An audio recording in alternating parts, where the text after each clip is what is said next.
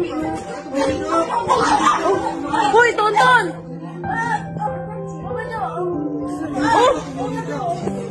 Tingnan mo!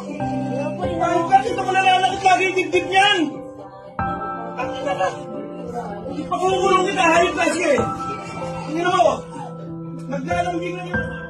Mga asawa, mahalin ninyo ang inyong kabiyak. Huwag ninyong saktan, huwag suntukin, sipain o lapastanganin. Noon, inaalagaan siya ng kanyang mga magulang. Pinoprotektahan, pinapagkain, hindi hinahayaang dapuan ng lamok. Pero bakit ngayon? Bakit mo siya sinasaktan? Ipinagkatiwala siya sa iyo ng kanyang mga magulang upang mahalin, hindi upang balian ng buto. Ipinagkatiwala siya sa iyo upang alagaan.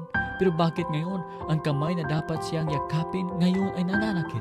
Ang bisig na dapat siyang ipagtanggol, bakit ngayon ay lumalapastangan sa kanya? Ang puso nangangakong iibigin siya habang buhay, ngayon ay nagdudulot sa kanya ng takot at sakit.